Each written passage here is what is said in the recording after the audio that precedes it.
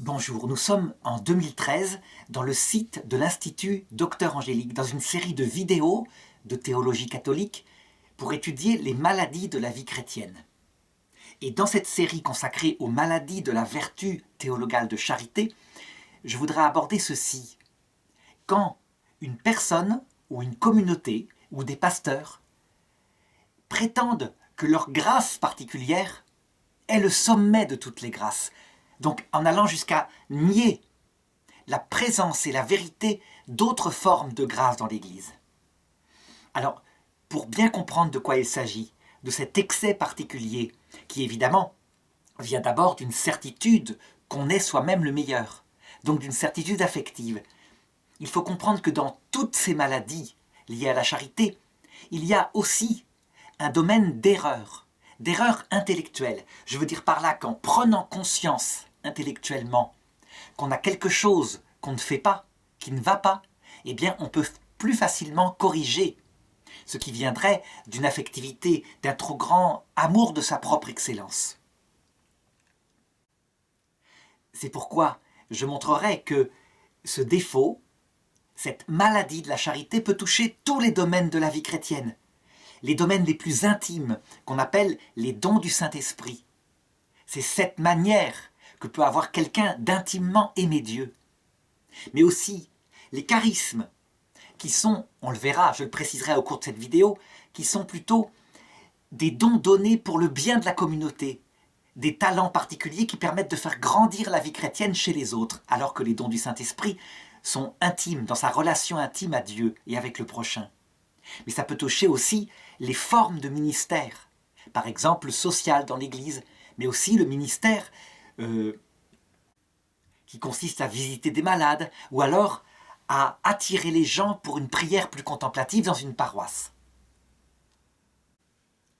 Alors, avant de parler du remède à cette maladie de la charité, puisqu'il s'agit bien de l'exercice de l'amour de Dieu et du prochain, je voudrais manifester comment c'est quelque chose qui est fréquent, qui n'est pas d'une époque, qui est présent déjà dès le début de l'Église, au point que saint Paul devra écrire un texte manifeste pour montrer que tous ces dons doivent coopérer à une seule Église. En fait, ça se situe partout parce que le péché le plus grand dans le cœur de l'homme, c'est tout simplement la certitude que chacun de nous a d'être le meilleur. Et ce n'est pas du tout une maladie propre au christianisme. C'est présent partout dans l'humanité. En fait, il se passe ceci. Quand quelqu'un découvre, par une intuition, ou par une lecture intellectuelle, ou par sa propre réflexion, quand il découvre quelque chose qui est bien, qui est beau, qui est vrai, il veut faire participer les autres et c'est tout à fait normal. Mais il se passe souvent le mécanisme suivant, c'est qu'il pense que ce qu'il a découvert explique tout, résume tout. Alors on a vu, au cours du XXe siècle, XIXe siècle, ce mécanisme se pratiquer dans les philosophies même en Europe occidentale.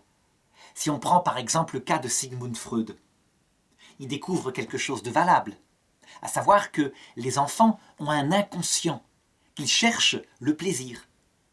Mais lui, ensuite, il découvre, ou il croit découvrir, que cet inconscient est obligatoirement lié au plaisir, mais pas seulement le plaisir sexuel, pas le plaisir sexué d'un petit garçon qui serait de fait un petit garçon. Non, un plaisir sexuel inconscient.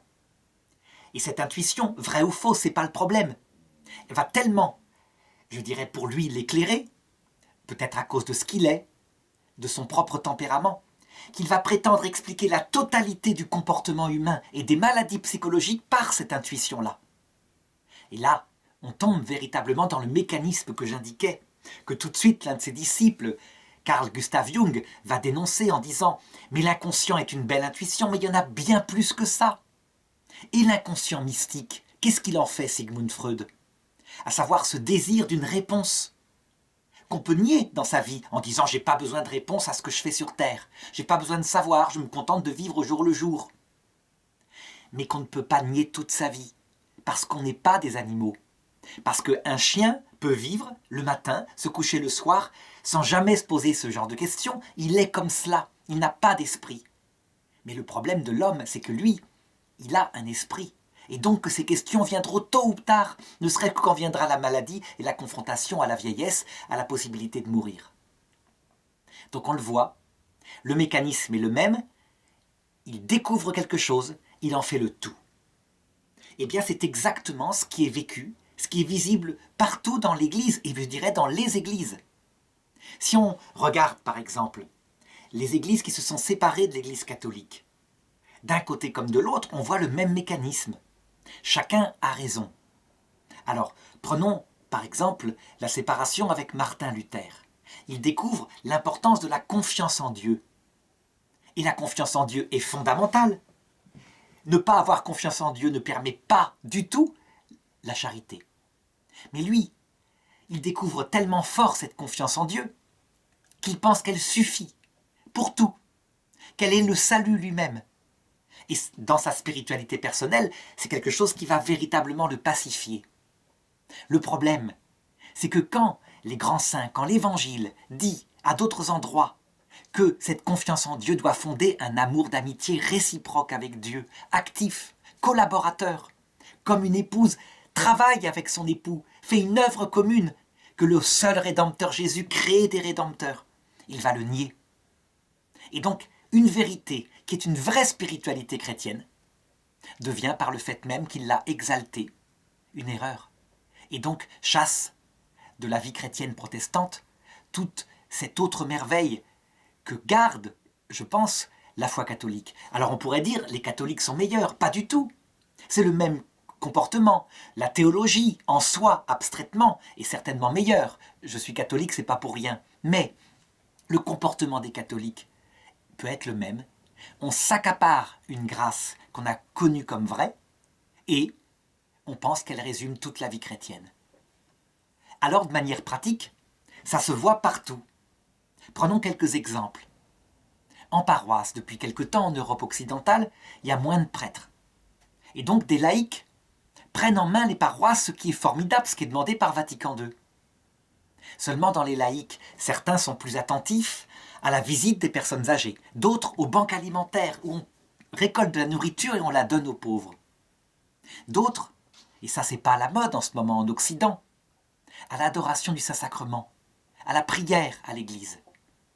Résultat, il s'avère que la domination actuelle depuis Vatican II étant plutôt dans les deux premiers ministères, visite aux pauvres, aux personnes âgées, banque alimentaire, eh bien on voit partout dans les paroisses européennes des personnes déclarer que maintenir l'adoration du Saint-Sacrement, c'est quelque chose de parfaitement secondaire, une perte de temps inutile, de vieilles bigotes qui vont à l'église.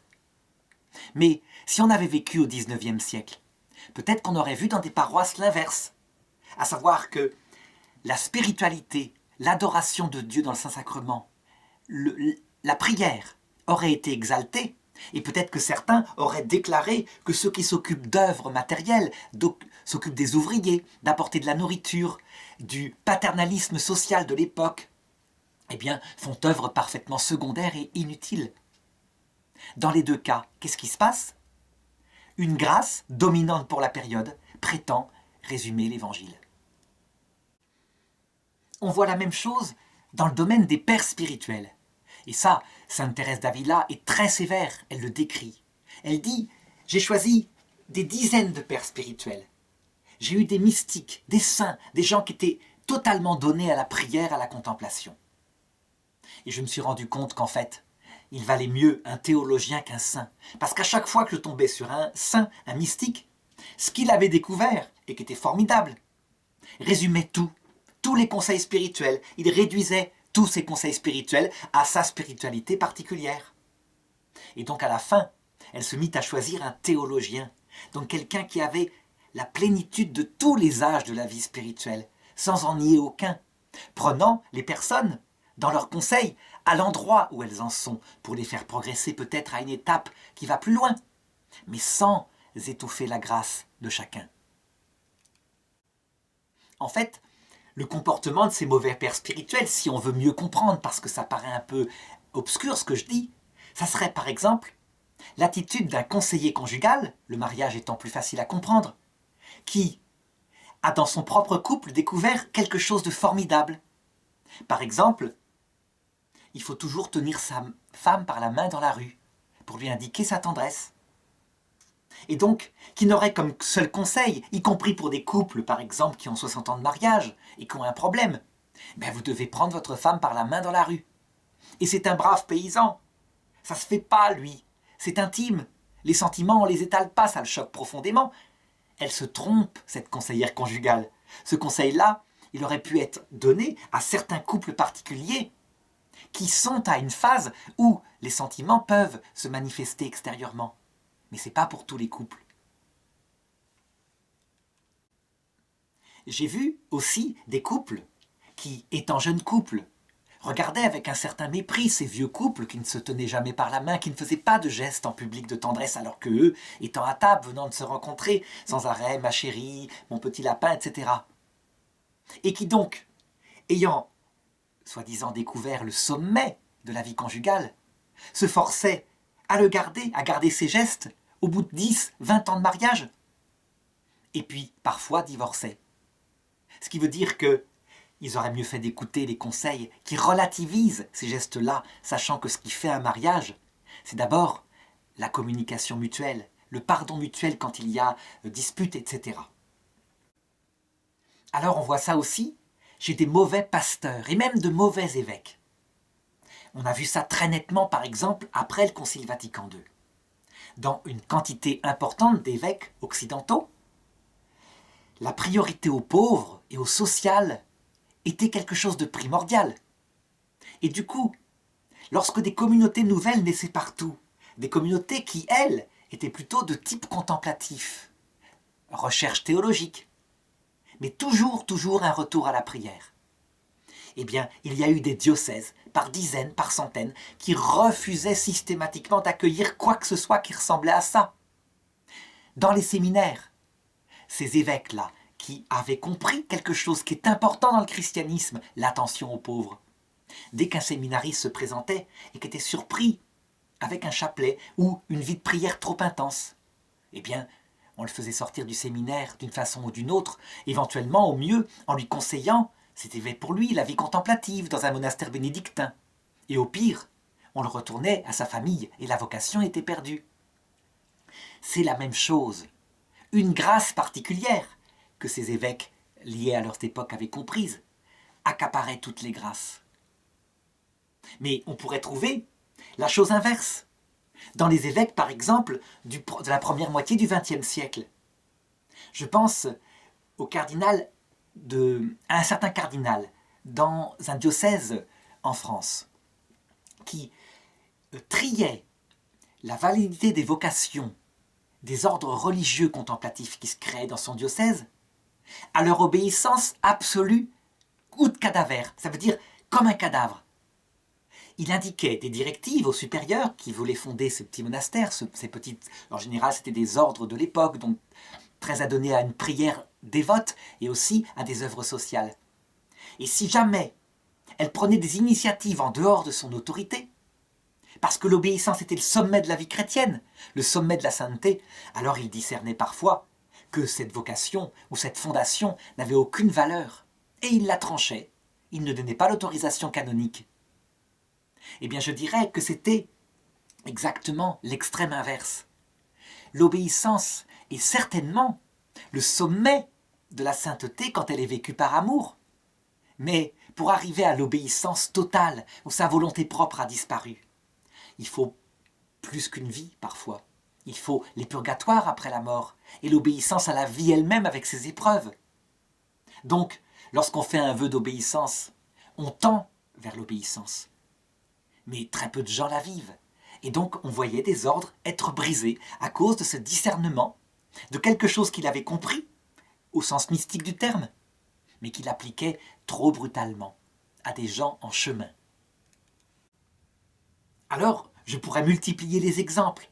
Je dirais que ce travers, on le voit partout. On le voit individuellement par rapport à sa propre spiritualité, mais on le voit aussi dans des communautés. Il y a des communautés qui démarrent autour de la grâce d'un fondateur. Et alors, ce qui caractérise à chaque fois ces communautés, mais je dirais que c'est valable aussi dans les anciennes communautés, c'est l'impression de ceux qui y sont d'être le sommet de la spiritualité chrétienne. Par exemple, si on est jésuite, d'admirer le sens du réalisme de saint Ignace et en même temps son sens de la prière, de l'apostolat. Et du coup, d'avoir une tendance à regarder un peu de haut la grâce des dominicains, qui eux seront plutôt contemplatifs et prédicateurs. On sait que ce conflit-là a pas mal disparu au XXe siècle, mais qu'il a été source de la perte de la Chine à l'évangélisation, à la Renaissance. Les jésuites, eux, allaient voir les empereurs chinois s'habiller en chinois, leur enseigner la science occidentale et paisiblement leur faisaient découvrir par ailleurs le Christ. Mais ils gardaient aussi certaines choses magnifiques dans les rites chinois, comme par exemple le culte des ancêtres qui est tout à fait assimilable dans le christianisme, par le 2 novembre, la fête des âmes du purgatoire, et sans compter le 1er novembre, la Toussaint. Des dominicains dénoncèrent ceci au Vatican, en tordant évidemment un petit peu la façon dont procédaient les jésuites, et le pape sanctionna les jésuites.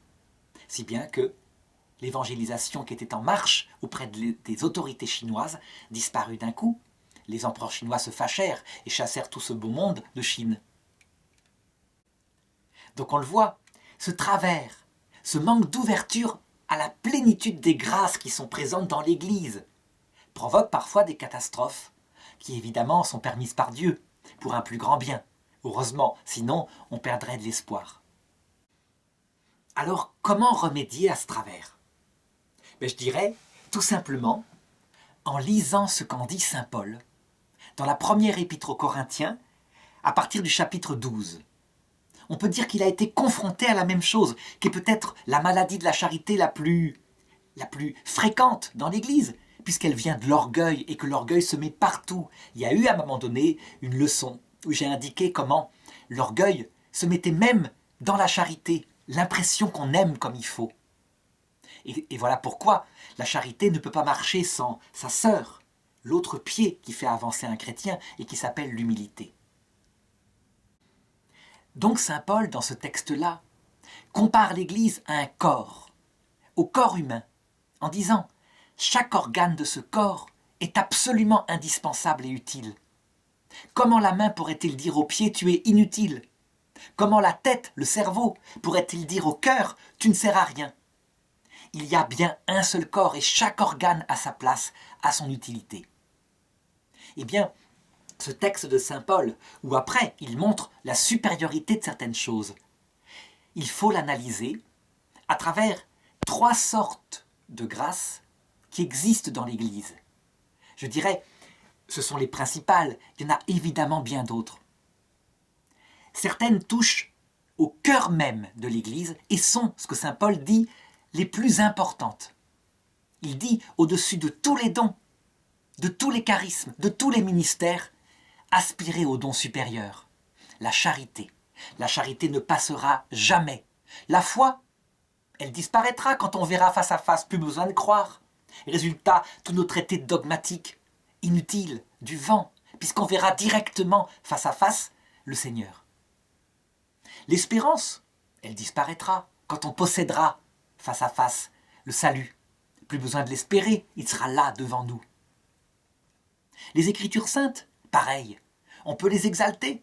Elles disparaîtront comme du vent, puisqu'elles ne sont que des textes morts par rapport à leur auteur qu'on verra face à face dans l'autre monde, etc. Il y a une seule chose qui ne passera jamais, c'est la charité. Ça veut dire l'amour de Dieu, vécu pleinement dans l'autre monde, et déjà dès cette terre, dans un amour affectif, par la prière, par les sacrements, et d'autre part l'amour du prochain, parce que l'autre monde est une église, une famille intime, une église gigantesque, des milliards d'hommes, mais qui est vécue de telle façon, grâce au fait qu'on voit Dieu, que c'est comme une famille. La même intimité, la même chaleur, la même proximité des saints entre eux. Il faut dire que notre cœur sera exalté à la dimension de Dieu par la vision béatifique. Et donc, du côté de la charité, eh bien, il faut regarder qu'il existe plein de manières d'aimer Dieu. Des manières que d'ailleurs l'Écriture résume dans les 7 dons du Saint-Esprit. Pas un seul don du Saint-Esprit, mais 7 dons du Saint-Esprit. Ça veut dire 7 manières d'aimer qui dépendent des hommes, qui sont évidemment conjointes. Je vais le montrer, je vais le préciser. Mais il y a certains qui préfèrent de telle manière aimer. Finalement, ça se passe exactement comme dans le couple humain. Il y a plein de façons de former un couple humain.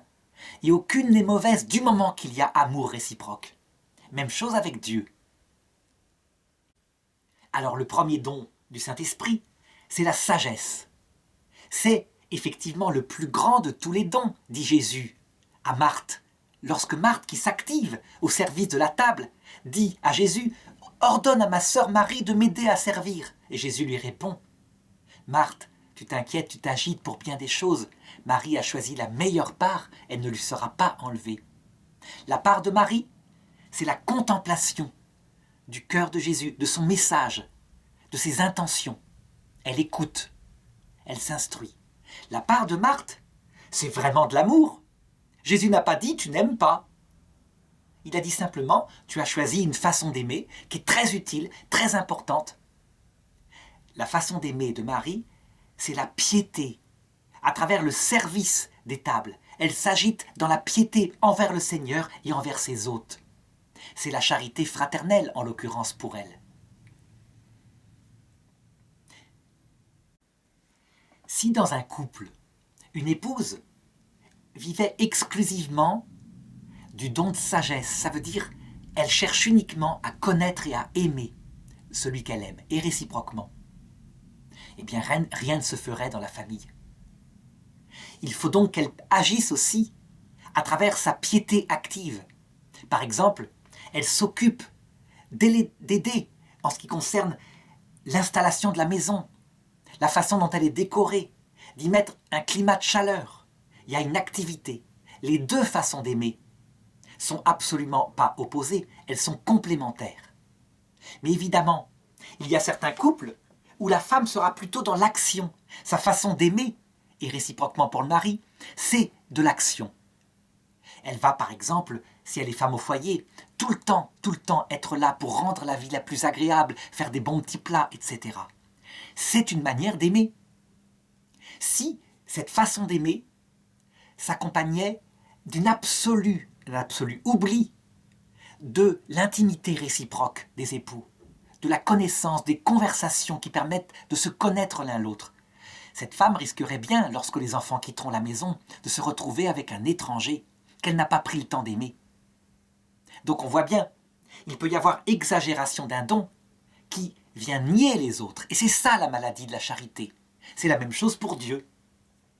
Donc les 7 dons du Saint-Esprit, je vais les citer. Et ils existent aussi dans la vie conjugale. Le don de sagesse, qui a pour objet la connaissance du cœur de Dieu. Le don d'intelligence, qui permet de connaître les intentions de Dieu sur l'homme. Il a créé l'homme pour se l'unir dans la vision béatifique, dans une église éternelle. C'est tout à fait différent. Connaître le cœur de Dieu, c'est connaître sa trinité en elle-même, sa vie éternelle intime. L'intelligence, c'est connaître ce qui est en conséquence de sa trinité. Il a créé des anges et des hommes dans un but particulier. Le don de science, c'est la connaissance des créatures elles-mêmes. Connaître ces hommes, les êtres humains, son prochain. Connaître leur cœur, connaître ceux qui par exemple vivent dans le péché, avec l'idée que Dieu les mène vers le salut. C'est une connaissance profonde de ce qu'ils vivent, y compris quand ils sont athées, sachant que Dieu les aime et qu'invisiblement il les conduit vers le salut. Le don de conseil, qui consiste à écouter le conseil de Dieu dans les actions contemplatives de sa relation avec Dieu, mais aussi dans les actions pratiques de la façon d'aimer son prochain. Exemple, est-ce que je dois, par amour pour mon prochain, négliger ma famille ? Le don de conseil répondra non. Ta famille est prioritaire en intention et en temps aussi, sans négliger les autres à l'extérieur. Il y a un ordre de la charité. Il y a le don de piété, une piété par rapport à Dieu et par rapport au prochain. Par exemple, saint Vincent de Paul, qui allait voir ses malades et qui disait « Vos malades sont votre Christ ». Et donc qui les caressait, qui leur montrait le courage. On voit la même chose chez Mère Teresa, par rapport à une femme qui dit je ne suis pas utile, ne vous occupez pas de moi, je ne sers à rien, et qui lui dit mais si tu es importante, si tu es utile, et tu vas voir, on va t'aider à mourir. C'est le don de piété par rapport au prochain. Le don de force, un amour qui devient fort dans la bataille. Un petit peu comme on le voit dans le poème Invictus. Face à mes persécuteurs, mon âme est comme un rempart infranchissable. Je suis le capitaine de mon âme, en vue de mieux aimer en l'occurrence. Le don de force est essentiel face aux obstacles, ennemis extérieurs, intérieurs, ses propres tentations. Et enfin le don de crainte. Cette crainte de blesser l'autre, et qui permet par exemple, quand il y a des scènes de ménage, de ne pas employer des mots trop forts, des mots qu'on oublierait après. Seulement, il faut bien se rendre compte qu'il y a des couples qui s'envoient dans les scènes de ménage des mots extrêmement forts, mais l'autre sait qu'il ne les pense pas. Et donc en fait, ils s'aiment profondément. Donc même là, il y a plein de manières de s'aimer, et c'est pareil avec le Seigneur. Imaginons dans un couple qui serait conseillé par un conseiller conjugal et qui dirait « Le don de crainte dans le couple consiste à ne jamais, jamais, jamais employer des mots qu'on ne pense pas. » Eh bien, il y aurait là, comme je viens de l'indiquer, un abus. Pour certains couples, c'est indispensable, parce qu'on blesse l'autre à chaque fois. Il y a une forte sensibilité. Mais il y a des couples où c'est comme ça, on s'envoie des noms d'oiseaux, et ça ne les blesse pas. Et bien de la même façon avec Jésus. Sainte Catherine de Sienne, lorsque Jésus ne l'exauçait pas par rapport à un pauvre, particulièrement pauvre pour lequel elle avait prié, elle prenait la statue de Jésus, elle l'emmenait à la cave, tournée contre un coin dans le mur, et elle disait « Tu ne sortiras pas de là tant que tu ne m'auras pas exaucé par rapport à cette prière que je t'ai faite. » On pourrait se scandaliser. Pas du tout. Il y a plein de manières d'aimer. Et donc, je le précise, cette maladie de la charité, qui consiste à exalter un des dons du Saint-Esprit, un des 7, au négligeant les autres, est une de ces maladies graves. Exalter, comme j'en parlais tout à l'heure pour ce cardinal, le don de conseil qui fait pratiquer l'obéissance à Dieu et aussi à ses représentants.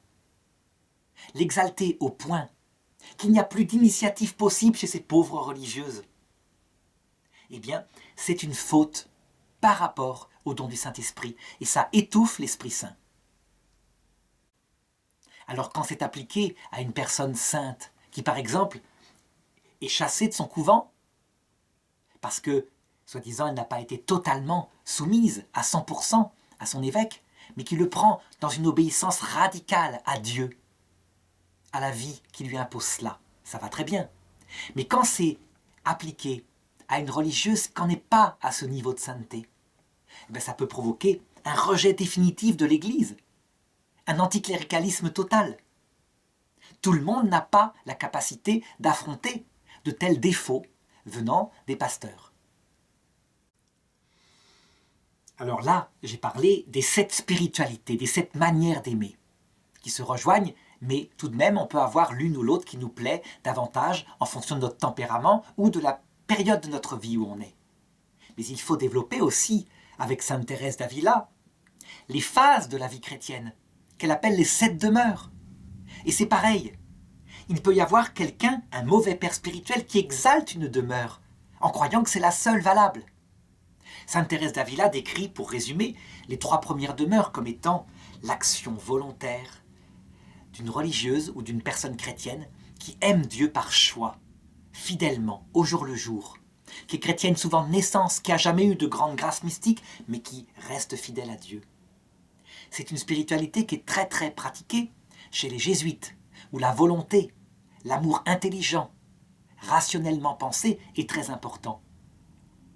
Le problème, c'est quand arrive la 4e demeure, à savoir une grâce mystique qui tombe sur une personne, une présence de Dieu, qui fait qu'elle tombe amoureuse et qu'elle devient folle, un peu comme une jeune fille serait tombée amoureuse de son fiancé. Et donc qu'elle peut passer des heures à l'oraison avec des grâces sensibles qui touchent le plaisir.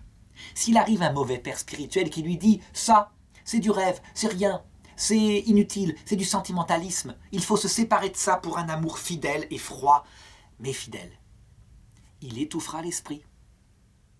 Il a exalté les 3 premières demeures au profit des 4 dernières. C'est n'importe quoi. Il agira comme un éléphant dans un magasin de porcelaine. Si cette personne est trop obéissante, sa vie chrétienne sera dans le martyre. Et si cette personne a l'audace de Sainte Thérèse d'Avila, le don de force de dire « Vous n'êtes plus mon père spirituel, vous ne correspondez pas », alors elle pourra vivre. Le problème, c'est que si elle se trompe, et que c'est le père spirituel qui lui donnait de bons conseils, et qu'elle s'en débarrasse parce qu'elle veut faire sa propre volonté, c'est elle qui se trompe. D'où la difficulté, d'où l'importance de bons pères spirituels, souples, attentifs au chemin des âmes, ayant étudié Sainte Thérèse d'Avila, qui disait « Je préfère un père spirituel théologien qu'un père spirituel saint. » Parce qu'au moins le théologien, il voit toutes les faces possibles. Et il saura donner de bons conseils. Alors ensuite, pour saint Paul, outre cette charité, qui est l'essentiel, qui est le don supérieur, et qui elle aussi implique ce respect de la diversité des demeures, eh bien il parle de quelque chose qui est moins important, mais qui est très important pour l'Église, la diversité des ministères. Certains sont appelés à être des évangélisateurs. Ils sèment la parole de Dieu. Et la parole de Dieu, parce qu'ils rayonnent, ces gens-là, d'un charisme de foi, touche les cœurs et les gens se tournent vers Dieu. D'autres ont un ministère plutôt d'enseignement, de construction de ce qui a été découvert par la conversion pour que ça se pacifie, que l'intelligence d'une personne devenue adulte se serve de cette grâce pour mieux aimer Dieu dans une relation réciproque d'adulte. Et puis il y a le ministère du prêtre qui donne les sacrements, qui donne l'enseignement lors de la messe. C'est quelque chose d'essentiel, parce que ça passe par le rituel d'une église qui ne sera plus nécessaire au ciel. Puisque, enfin, je parle de ces rituels, hein, l'église évidemment, puisque c'est le ciel, l'église.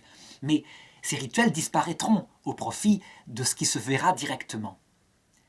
Et bien de la même façon, lorsque quelqu'un exalte un ministère particulier et méprise les autres, eh bien il sort de ce qui est, je dirais, catholique et universel pour entrer dans quelque chose qui étouffe l'esprit.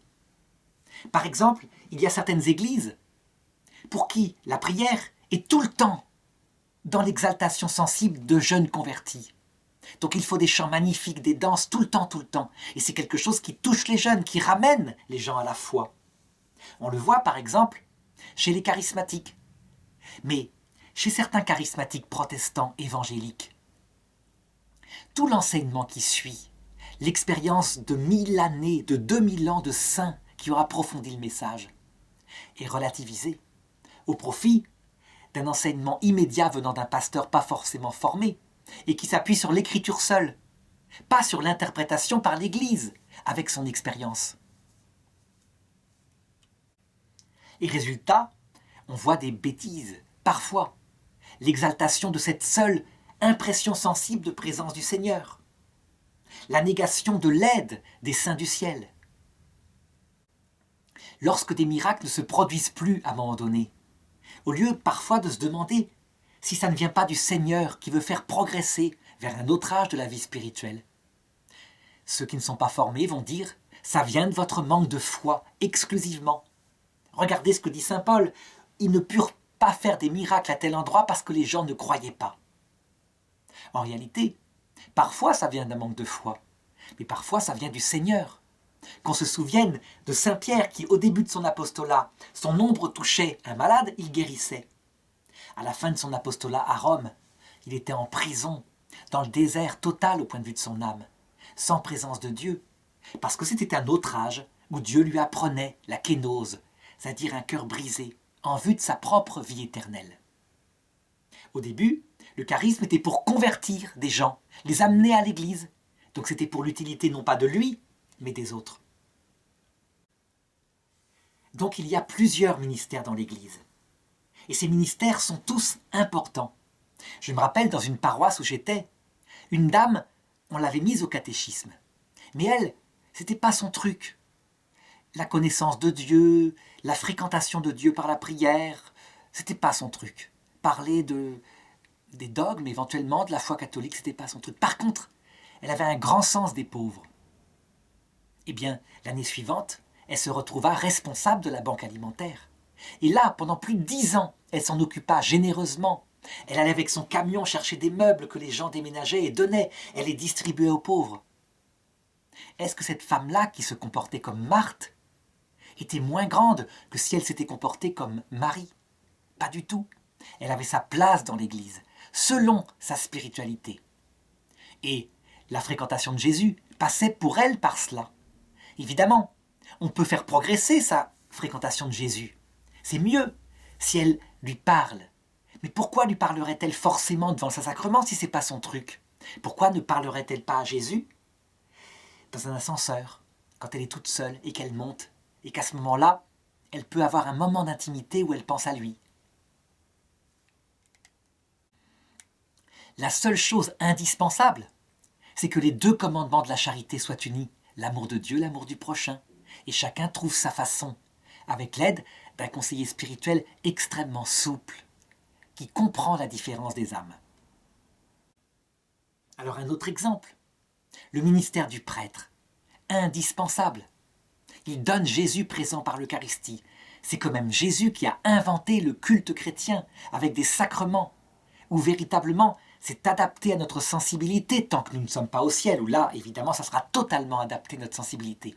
En ce sens qu'il y a une présence localisable de Jésus, qu'on reçoit dans le cœur, en le mangeant, ce qui signifie bien ce que ça veut signifier. Il veut habiter dans notre cœur, après, toujours, par l'oraison.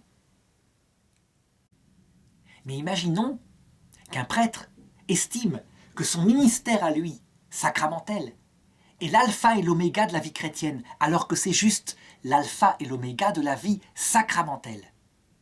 Ça paraît bizarre ce que je dis, mais non. Le fondement et le terme de la vie chrétienne, c'est Jésus, vrai Dieu et vrai homme, et le prochain avec Jésus. La forme sacramentelle par laquelle Jésus se donne contient Jésus, donc en ce sens-là, elle est l'alpha et l'oméga de la vie chrétienne, mais la forme sous forme du pain et du vin disparaîtra, au profit de Jésus vu face à face. Et donc, l'alpha et l'oméga de la vie chrétienne, sacramentelle, c'est l'Eucharistie. Mais la vie chrétienne en elle-même, c'est Jésus, dans l'Eucharistie ou en dehors de l'Eucharistie. Ça paraît tout simple, mais ça change tout. Voilà pourquoi, lorsqu'à un moment donné, les prêtres, qui étaient formés à leur ministère, se sont mis à exalter le ministère sacerdotal et les sacrements, ils ne pouvaient plus après expliquer, par exemple, aux divorcés remariés, qu'il y avait une spiritualité pour communier à Jésus sans le recevoir dans l'Eucharistie, la spiritualité du publicain, qui reconnaît son état qui n'est pas forcément dans la perfection, dans l'Évangile, qui est devant Dieu en disant « j'ai fait ce que j'ai pu » et qui part béni chez lui, parce qu'il a communié à ce que Dieu aime, l'humilité, la vérité, l'amour. Si on exalte le sacrement seul, alors cette personne se sent excommuniée. Mais si on exalte Jésus et le sacrement qui permet de l'avoir, mais qui est un moyen parmi d'autres, le plus grand des moyens, évidemment, inventé par Dieu lui-même, alors les choses sont à leur juste place. Alors, après avoir parlé des dons de la charité, après avoir parlé des ministères, on a vu quelques exemples, il faut que je parle des troisièmes choses qui s'appellent les charismes. Les charismes sont donc des talents extérieurs qui permettent de faire grandir chez les autres la foi. Les charismes, il faut les situer à leur juste place, qui n'est pas belle aux yeux de Jésus. Il faut se rappeler ce texte de l'Évangile où Jésus dit, en ce jour-là, « Beaucoup viendront à moi et diront, « Seigneur, nous avons chassé des démons en ton nom, nous avons enseigné en ton nom, nous avons annoncé l'Évangile en ton nom. » Et Jésus leur répondra, « Allez-vous-en loin de moi, vous qui faites le mal. » Le charisme n'a pas forcément de lien avec la sainteté. Le charisme, c'est quelque chose de plaisant et qui peut même perdre celui qui le possède, en ce sens qu'il s'en enorgueillit. Il y a des charismes qui ont été donnés à des gens qui étaient de grands pécheurs. Par exemple, le père Maciel, très connu. Il a fondé une des communautés qui a le plus d'impact pour l'évangélisation nouvelle. Et Jean-Paul II a soutenu ce qu'on appelle l'armée, les légionnaires du Christ. Et le père Maciel, pendant toute sa vie, incroyable que c'est, mais ça a été prouvé après, a été un pédophile, un violeur, un détourneur de fonds, un manipulateur total. Personne ne pouvait y croire, Jean-Paul II n'y a pas cru. Il pensait que c'était les dénonciations habituelles qui arrivent par centaines dans les évêchés. Et en fait, après sa mort, ça s'est révélé vrai. Eh bien, il n'empêche qu'il avait un charisme, puisque réellement, des effets extérieurs sont parvenus. Le charisme n'est donc pas le plus grand des dons, mais c'est le plus plaisant. Est-ce qu'il faut les demander? Je dirais à ses risques et périls. Saint François d'Assise était tellement méfiant par rapport au ministère qui permettent d'être devant un peuple et d'être reconnu comme le prêtre et l'évêque, par rapport au charisme.